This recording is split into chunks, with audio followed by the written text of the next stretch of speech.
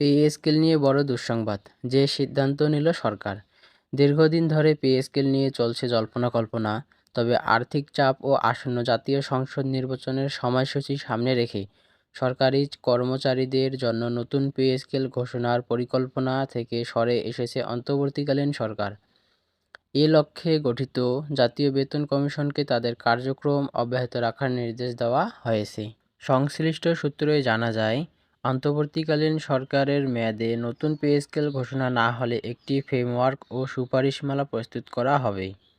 চূড়ান্ত প্রতিবেদন বর্তমান সরকারের কাছে জমা দেবে কমিশন।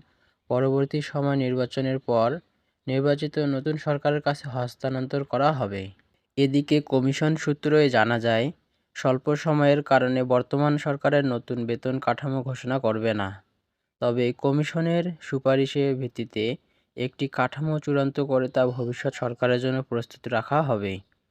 রাজনৈতিক, আর্থিক ও সামাজিক বাস্তবতা বিবেচনায় নিয়ে কমিশন কাজ চলাকালেও ফেব্রুয়ারিতে অনুষ্ঠেয় জাতীয় সংসদ নির্বাচনকে সামনে রেখে নতুন পে স্কেল ঘোষণার সম্ভাবনা নেই। নির্বাচনের আগে সরকারি চাকরিজীবীদের প্রচলিত নিয়ম অনুযায়ী মহার্ঘ ভাতা দেওয়া হবে। জানা গেছে, সরকারি কর্মকর্তা-কর্মচারীদের নবম পে স্কেল নির্ধারণের কাজ শেষ পর্যায়ে। আগামী ২১ জানুয়ারি পে কমিশনের চূড়ান্ত সভা অনুষ্ঠিত হওয়ার কথা রয়েছে। ওই সভায় বেতন কাঠামো সুপারিশ চূড়ান্ত করে প্রধান উপদেষ্টা ও অর্থ উপদেষ্টার কাছে জমা দেওয়া হবে।